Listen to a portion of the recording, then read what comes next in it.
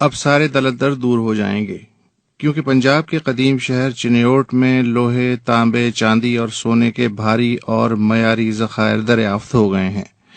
شریف برادران اس دریافت پہ اتنے خوش ہوئے کہ چنیوٹ پہنچتے ہی امدادی کشکول ہمیشہ کے لیے توڑ دینے کا نعرہ مستانہ لگا دیا۔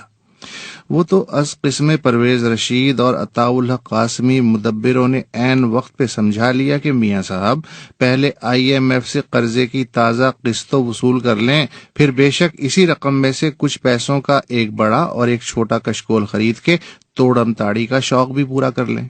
میں میاں برادران کی اس خوشی میں یہ کہہ کے کھنڈت نہیں ڈالنا چاہتا کہ صرف معدنیات سے نہیں، اس کی آمدنی کی مساوی و منصفانہ تقسیم سے ہی کشکول ٹوٹتا ہے۔ بصورت دیگر معدنی دولت سمیت کوئی بھی قومی دولت نحوست بن کے ڈس لیتی ہے، بی فاختہ دکھ سہتی رہتی ہیں اور ان کے انڈے کوے کھاتے رہتے ہیں۔ کبھی سوچا کہ معدنی دولت سے سب سے زیادہ مالا مال بلوچستان سب سے غریب کیوں ہے؟ سندھ جو وفاقی پاکستان کی آمدنی کا سب سے بڑا ذریعہ ہے اور اس وقت سب سے زیادہ تیل اور گیس پیدا کر رہا ہے اور کوئلے کے عظیم ذخائر پہ بیٹھا ہے، اس کے 28 میں سے 17 اضلاع خط غربت سے نیچے کیوں ہیں؟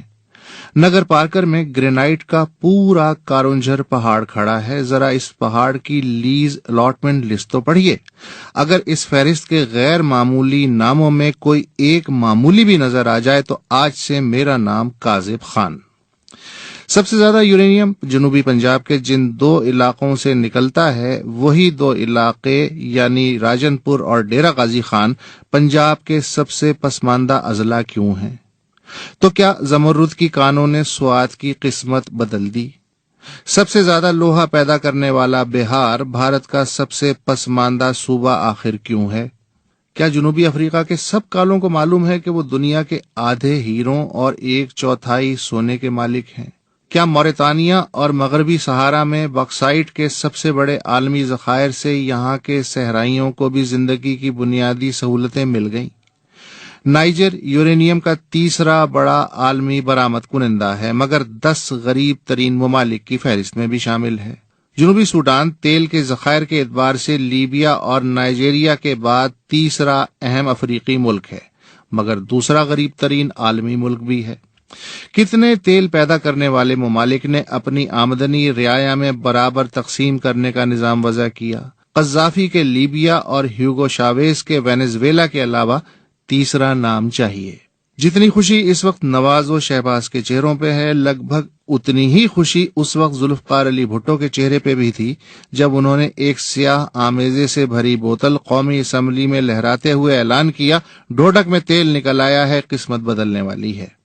اور پھر انہوں نے مولانا مفتی محمود کو بھی یہ بوتل سنگھائی۔ حیرت ہے، معدنی و تاریخی شعور رکھنے والے بھٹو نے بھی یہ ڈرامہ کیا۔ ایک تو ہمارے حکمرانوں کو کشکول توڑنے کا بہت شوق ہے۔ بھٹو کے بعد شوکت عزیز نے ایک دن کشکول توڑنے کا اعلان کیا اور میاں صاحب تو دوسری بار کشکول زمین پہ دے مارنا چاہ رہے ہیں۔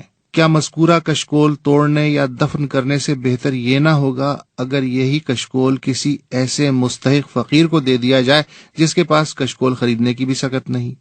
آج کے دن قدرتی وسائل سے مالا مال اس دنیا کی 1% آبادی کی دولت 99% آبادی کی مجموعی دولت سے زیادہ ہے۔ ست شکر کہ ایسے حالات میں بھی ہر طرح کے خواب دیکھنے کی اجازت ہے۔